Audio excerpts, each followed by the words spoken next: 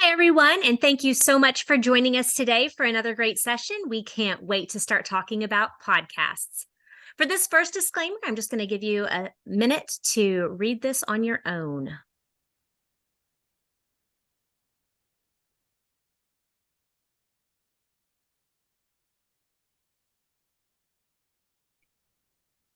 Okay, let's move on to the second disclaimer.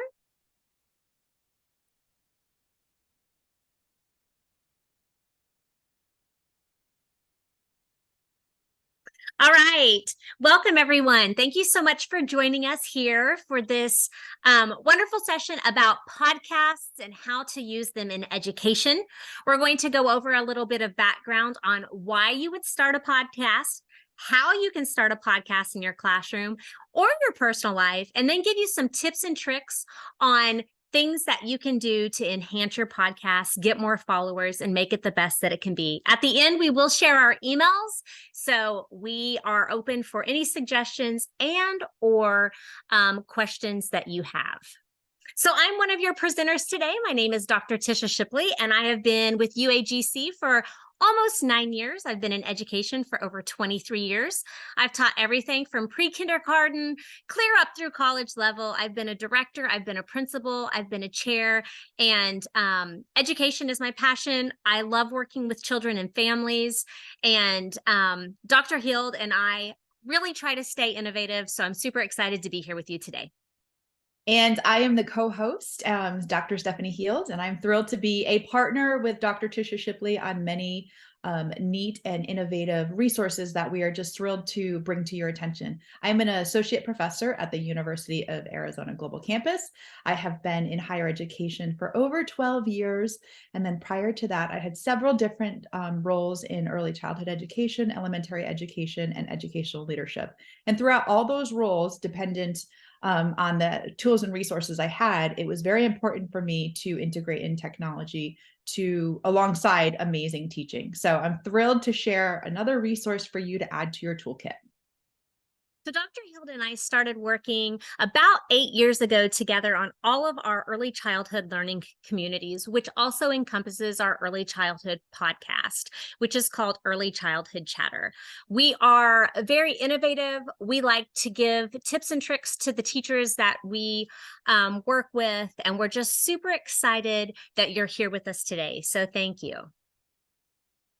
All right, for our first slide. Today, we're going to talk about why we started a podcast. So I can talk about this forever, but first of all, I want you to stop for just a second, and I want you to think about these words: engaging, fun, energetic, innovative, creative, hardworking, determined, patient, passionate, forward-thinking. So many of you probably heard words that define you. And I feel like those words also define Dr. Hield and I. So everyone in this room wants to do the best that they can when they're working with children and families and even other professionals. So that's why we're here, to stay up to date on important information and to learn things from each other. When you're trying something new in your classroom, it can seem really daunting, right? It's time consuming. Sometimes it costs money. You have to work up hard. You have to come up with new ideas. So all of those big things, they can be scary, but you have to work hard to come up with something new. So when you're starting something as a professional podcast, a blog, a website, any of these things, they all take time. So we decided to start our podcast because using podcasts in your classroom are a good way for learners to understand things, for learners to engage, to share research. The possibilities for a podcast are endless. So as a teacher, you can make your podcast for your students, your families, or professional audiences like Dr. Hield and I do. We want to be able to identify what others are going through. We want to make sure that we're sharing our ideas. So this is the perfect way. So thank you for joining us. And Dr. Hield is going to give you a little bit of background on how we got started. So I can almost remember the day that Dr. Shipley came to me and said, let's start a podcast. And I always admire and am inspired by her energy and ideas, but I'm always very apprehensive about a starting point. To be very transparent, I wasn't super knowledgeable and comfortable in the field of podcasting. So I really needed to ask myself, knowing that the tech piece would be something that I would take on, where were we going to start? Well, this conversation really leads to many different aspects, and I've identified the 4 quadrant aspects that I want you to consider as you think about starting your own podcast. We really had to think about 4 main elements that were basically the first starting point. So we needed to identify a theme. Why were we going to start the podcast? Okay, that was the first question we had to ask ourselves. Well, we wanted to be able to really share early childhood education knowledge. We wanted to share ideas. We wanted to share experience, new research, and content from the field. So we identified that we were going to use that theme for our podcast.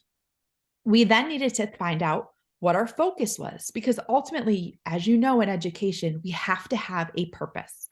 So our purpose really had to be reflected on, and we needed to figure out what was our goal of doing this podcast, where we shared those educational contents, where we shared knowledge, where we shared experiences from the field and stories.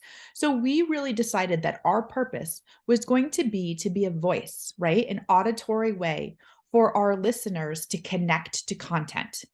We wanted the purpose to be a real, relevant, interesting, engaging session for our listeners. We wanted our listeners to be involved with the exploration of new knowledge and varying perspectives. We also wanted to make the purpose be something where people would come back to for new knowledge and content ideas, but also come back to be inspired and possibly even try something new that they didn't know a lot about. So we wanted to use it as like a springboard to new learning for our listeners. After we determined the theme and the focus, we needed to go into what format. So how are we going to set up the show, or how are you going to set up the show? Well, there's several different podcast formats.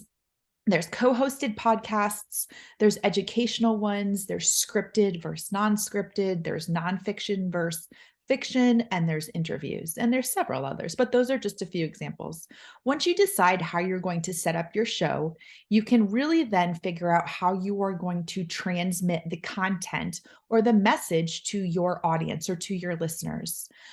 We'll talk a little bit about different formats in the one we chose in just a second. And then the final quadrant is a podcast distribution. So you have 1, 2, and 3 figured out. You have theme, focus, and format figured out. Well, ultimately, how are you going to get that out? How are you going to get your message heard? How are you going to create and maintain an audience? So for this, the first question is ultimately, who is your target audience? Because remember, we want our podcast to be widely accessible, but ultimately we also want to have, a certain listener that comes to our podcast over and over and over again. So we want to attract podcast listeners in, and we also want to hook them. Next slide, please. So one of the first things we needed to do, that quadrant 3, was actually determine the platform. Now, there's many platforms out there, and by no means am I recommending one, but some things I had to think about before figuring out or determining what platform we were going to use was what was important to me. So on the right-hand side, you can see kind of like my list of things that I was really looking for. Ultimately, we needed something that was very budget neutral, which means free, right? We needed it to be something that we had access to with no charge. We also wanted to hold the rights to the content. So we wanted to be the ones in control of owning that content. I wanted the platform to be something I could use. I do have a level of knowledge, but not a great deal of tech knowledge outside the fact that just through trial and error is how I learn. So I wanted it to be user friendly. I wanted it to be accessible, meaning I wanted it to be able to distribute to other major podcast apps because we wanted to get our word out there. So I needed to find a way that it was going to be accessible for me. It was also going to be accessible and accessible, excuse me, and able to be distributed to others across major podcast apps. And then the last thing I wanted is I wanted an access to data. And the reason for this is when we know that our work is working, when we know that our strategies and our tools are effective, the data is going to show that. So I wanted a means to be able to see if our podcast was being listened to, if people were coming back, what demographic was highly attracted to it. So I wanted some sort of data collection system. So those were my main top um, wants and needs in picking a podcast platform. Next slide, please. So on the screen, you can actually see 3 screenshots from the podcast recording site that we chose. So the podcast hosting site is what you actually use to record your podcast. So it was initially called Anchor and has very recently transitioned to the name Podcaster. So actually, if you Google both of these, they will populate. So as you can see, these are actually screenshots from my phone. When I do the recordings for Anchor or Podcaster, I am actually able to utilize that left-hand screen, that grayish screen with the microphone. We're able to invite friends to join. And from that screen is where I conduct all the recordings for the initial podcast. Now for this, I am going to just basically gather all the raw audio. So this is just the first and foremost step. I hit record, it populates a live URL link that I can then email to Dr. Shipley and our guests, or I can send it to them via text message. They are able to just click the URL and come into our podcast chatting room. Now, this is where your real audio is stored. Now, remember, I was looking for something that was user-friendly. So back on the last slide, as one of my needs, I wanted something that that's okay, Dr. Shipley, you can continue on the other one. Yep, perfect. So I wanted something that I could collect the raw audio in, but I could also edit right within that format. And again, on that left-hand side, there is a very easy way to do that through this exact screen. When we jump to the middle, kind of the purple outlined screenshot, you can actually see the different progressions of the podcast from raw to published.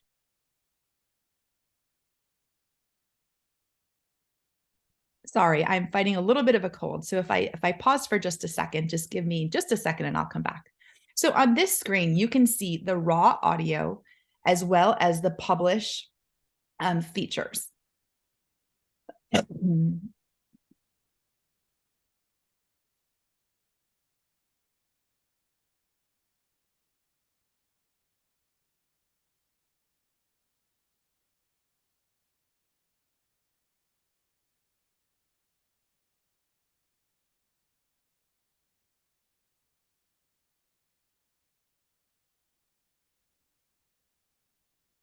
So you can see the gathering of raw audio, which actually populates over. And on September 2020, you can see that raw recording with Dr. Shipley that has a time of 10 minutes and 33 seconds. So on that, I'm then able to go into that recording and edit and manipulate the audio. I can add interludes, which is an introduction using music. Introduction using, a little jingle. And then I can also add that same interlude to the end to kind of bring the podcast feel to our session with consistency. You can also see on the screen how it becomes a raw audio to an edited audio to a polished copy. And those polished copies are interludes added. You're able to then edit any audio where there might have been delays or whether somebody might have had a coughing spurt where they just had to pause the audio, or edit it out and come back in and make it professional later.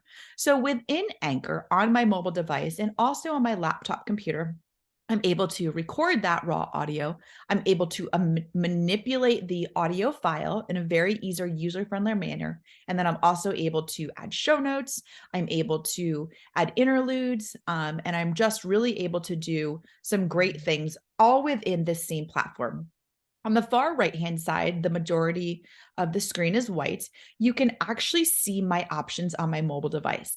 So remember, the website version does give you a little bit more as far as visible area to work with. It does give you a few more features, but from right off my mobile device, I am able to do several elements that are necessary for podcast production. Okay. Now, again, just being very transparent, I did not have experience with podcasting before. So this is all something that is very user friendly, and you will be able to teach yourself, often through trial and error. Next slide, please. Okay. So remember, I had talked about podcast hosting versus podcast distributing. Both of these are very crucial to consider as you begin to start up your own podcast. So the podcast hosting site is where you're going to record the audio. It's where you're going to do your edits. It's where you're going to add your session descriptions and any notes you may have. I schedule the podcast sessions that we do out on a bi-weekly basis. So you're going to set up everything in your hosting site. That's where you're going to do the majority of the back work. When you are finally ready to get it to go to distribution, meaning for an audience to listen to, so it's that polished, perfected copy, you're then going to look towards a podcast distributing site. Now, as we all know, we have our favorite podcast distribution sites where we actually go to listen to podcasts. You can see some of the major examples on the screen.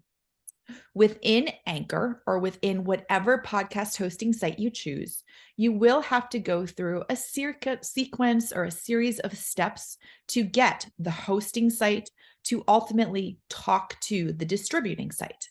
But again, it is very user friendly, and it just requires some approvals on the back end. It does require a little bit of paperwork. It does require a little bit of an established presence in your podcast hosting site prior to approval for your podcast distribution site.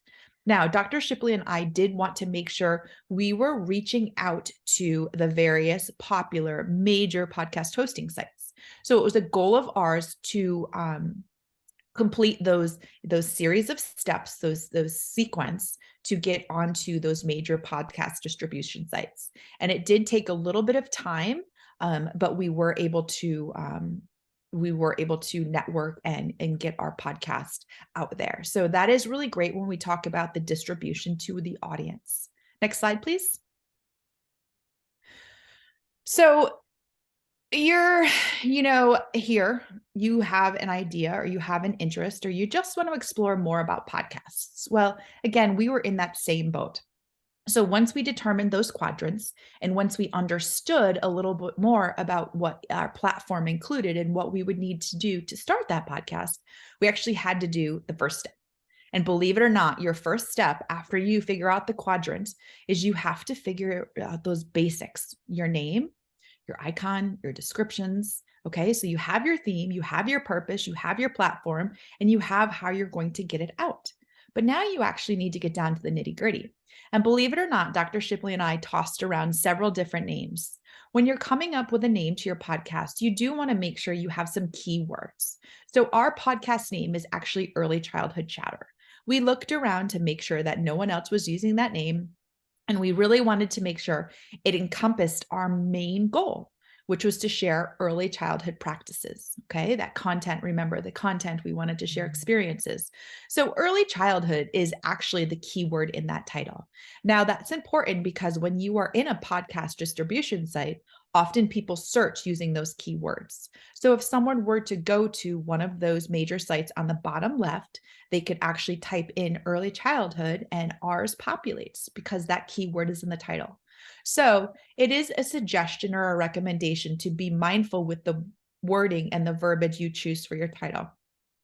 You then also need to come up with an icon, which is ultimately what is going to be the visual connector or the visual component that is linked to your podcast. Dr. Shipley and I decided to do kind of an interview co-host forum where we welcome guests onto our podcast. Our guests are experts. So we just kind of pick their brain, right? So we wanted to make sure we kept it fun, we kept it lively, we kept it engaging, and ultimately we're speaking about early childhood. So we kind of wanted to make it creative and almost, childlike. So we opted to go with cartoon personalities. So for this, we utilized an app and we were able to purchase 2 images just using pictures for that. So that is what we came up with for our icon. And that is absolutely synced to our podcast so that when you see that icon, the visual representation, you'll think of early childhood chatter. So the last thing we needed to come up with was a session description. And on the right-hand side in the grayed out area, I actually put what our first session description was. And since it's actually even changed from the graphic or screenshot you see on there, but our session description is something that clearly and concisely says what your podcast, what your channel is about. So you want to make sure, again, as you do that, you put some key words in there, so that when people come and they search early childhood, they populate early childhood chatter, and then they're going to go to that description and they're going to read it to see if they want to continue. Ultimately, they want to continue. So again, be mindful of the verbiage you choose.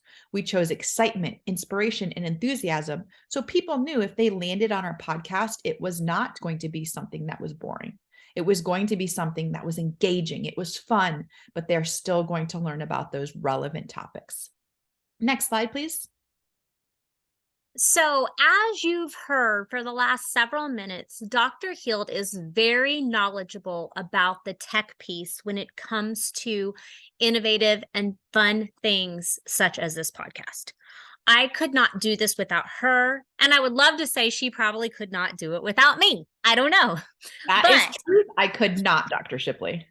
I think that when you're working with a partner, you both have strengths and you both have weaknesses, and you have to figure out what those are. Dr. Hield and I have worked together for years on this, and we know each other like the back of our hands. I know she's techie, and I find the presenters, which is fun for me. And she loves data and she loves tech, which is awesome for her. So I want to share with you some of the people on our screen that we have gotten to come onto our podcast. First of all, you will see R.L. Stine. He is the creator and writer of Goosebumps, the series for early childhood books. He was amazing. Patrick Carman, another one, he wrote The Skeleton Key. We had both of them on our podcast, which was such an honor. Other people we've had are Willie Spears, Scarlett Lewis, who tragically lost her son in the Sandy Hook shooting many years ago. We've had nannies on our podcast, teachers talking about families, relationships. We've had librarians. We have had all types of professionals on our podcast, and we are so proud of the people that we've had. Our guests make our podcast magical. We want our show to have professionals that share those tips and tricks, like I've said before, that give advice, that have wonderful experience. We try to make it short and sweet and quick so that you can listen to it on your lunch break, so you can listen to it on the way home, so you can listen to it on the way to work or out on a walk. We want you to have this at your fingertips. So next, how do you use a podcast? Our podcast, again, is all about early childhood education. It's all about the world of working with young children, families, and the community that you live in. So we find people who are doing really great things in their field, and we ask them to be on our show to share their ideas. I always ask them to share what their passion is, speak from their heart. Again, ask yourself, why reinvent the wheel? There are so many great things going on out there. We as professionals have to share. We have to work together to get these ideas. So you need to figure out who you are, what you're about, what will you record, who will you have on your show, who are your speakers going to be, and then the when, the where, the why. Why will people listen to your podcast? So let's chat about this for a minute. If you came up with any topic right now, what would your topic be? What would your podcast be called? What would your topic be about your podcast?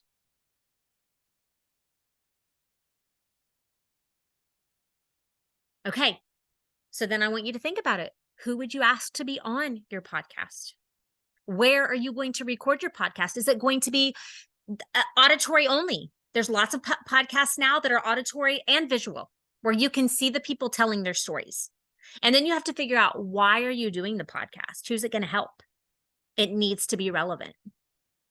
So how do you use them in your classroom? All right, once you've got it started.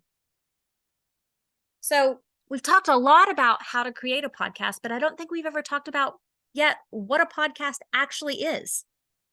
A podcast is a collection of series of digital audio files that are made available by downloading them and listening them on the internet. And like I said before, a lot of them are now visual, so you can watch them on YouTube, and I do that often. So ours is an audio recording. We have, 60, 70 episodes. Podcasts are typically hosted by one person, or like Dr. Hild and I, two people, sometimes a group of people.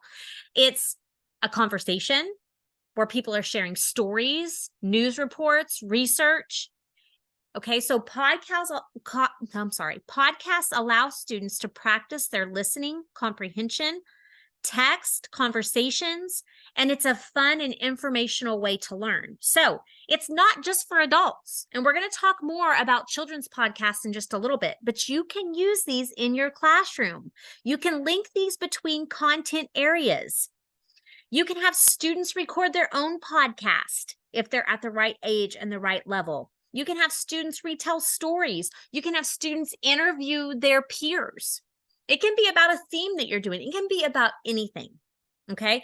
You can make a podcast for your students to listen to, so you can be the maker of the podcast for your families. So you might have a podcast about what's going on in your classroom. Whatever topic you feel is relevant, you can make a podcast or have your students listen to it. So by adding that auditory learning into your classroom, you're creating an even more playing field for everyone, because podcasting is a great active learning activity. You can think about adding it to your centers. So think about when you were younger and you had the tape player where you had to rewind and listen to a book on tape, right? So you can do this with a podcast, because podcasts offer a break from screen time. That's a great way for you to have your students engaged. Also, you could send these podcasts home with your families, and it's a great way for the whole family to learn and do something new. So the ideas are limitless of how you could use a podcast in your classroom. So remember early on, I said we wanted a platform that allowed us to see exactly what was going on with our work, right? We wanted to see, are people listening? When are they listening? Where are they listening? What are they attracted to? And on the screen, you can see data that was actually collected quite some time ago, but the Anchor has a data analytics system right within it that allows us to see what platforms are most common, what episodes are most common, the geographic regions that are, listening, and ultimately how many plays per episode, and demographics about our audience. So it is a very easy tool to use to see, okay, our listeners really want more of terrible twos and tantrums and behavior management and classroom activities and support, and maybe at-home activities and support. Here is what our listeners are listening to. It also gave us a glimpse as to what presenters were very highly attended. So this snapshot is used for ultimately our goals going forward. We're able to see how to target specific topics and demographics, and ultimately what's going well and what we may need to visit and refine. So this is all very automatic within the app itself and within the laptop version. So it's really easy to pull and just get a quick little glimpse at the data. Next slide, please. Okay, so with that data, we wanted to just step back and we wanted to think about the bigger picture for us, which was ultimately an entire learning community. Well, we know our podcast was reaching listeners through the auditory component, right? So we have that reaching 13.5 as of March of 2023.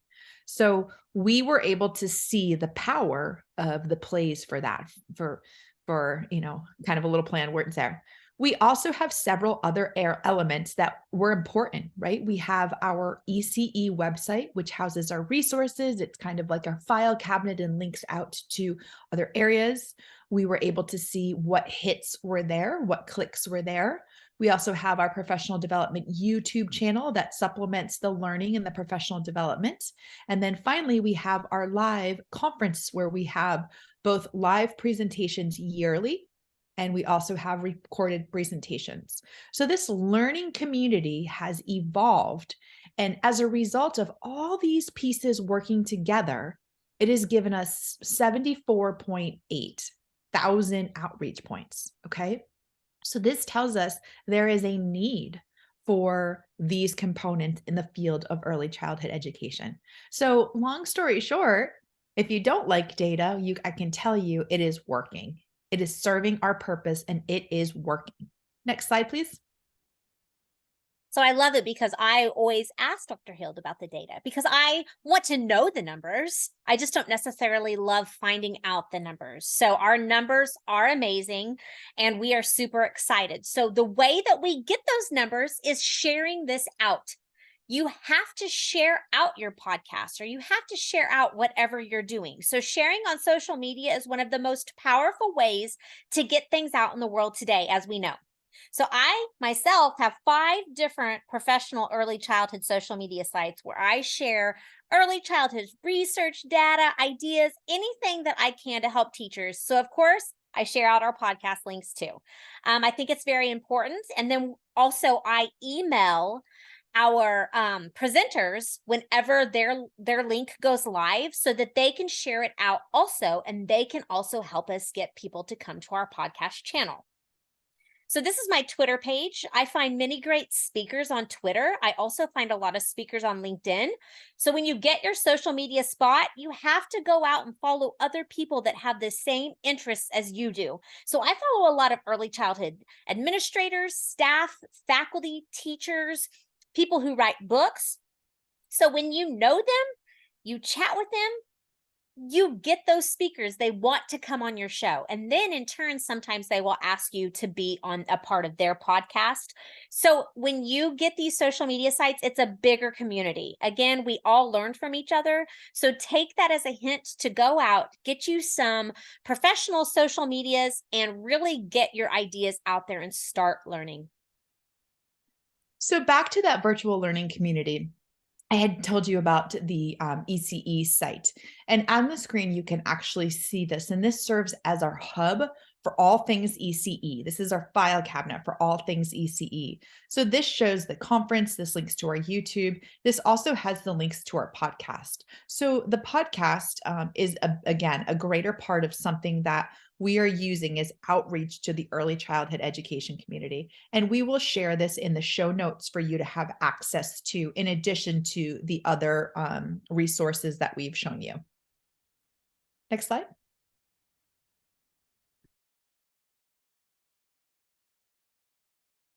So I told you in just a little bit, we are going to talk about children's podcasts. So we've talked about how you could start a podcast as a professional and call it whatever you want and have people come on. But these are a few kid podcasts that I have personally listened to. Using podcasts in your classroom are a good way for auditory learning. Remember when you were younger, I said, you listen to tapes, you no longer have to do it. These are the podcasts that people are doing, and you can have children put on their little headset and listen to the podcast. There's not always a book that goes with them, but that's okay because we want those children building those concepts in their mind, in their brain. We want them to form their creativity. A lot of times we know that children are on so much social media and watching videos all the time, and everything is just constant coming at them. We are losing a lot of imagination. We need those children to start building their imagination so they can be creative. Okay. Podcasts are good for children to listen to in the car and in the classroom. They fit in whenever you want them to. So it's just a good thing to start using in your classroom. Again, with imagination, the pictures, there's just an unbeatable time for us to start doing these things. And these are just a few of the kid podcasts that I've listened to. But I will tell you that I have turned these on in my car with my nieces and my nephews, and no one balks at it. Everyone enjoys it. So we're super excited. The Go Kid Go that you see on the screen is actually Patrick Carmen and R.L. Stein's baby. There are a lot of famous people on there using their voices and making these podcasts for children. So as we wrap up, we just want you to know, in the end, we only regret the chances we didn't take. You have a chance to, one, start your social media, your professional social media, and then include a podcast in that. When you do that podcast, there's so much background work into it, but it's so meaningful and it's so worth it in the end. This is us. This is where you can find us. Our email addresses are down there at the end. We want you to know that we're excited to get to know you. We're excited to answer your questions, and we are here if you need anything at all. So thank you for joining us today, and we will talk to you soon.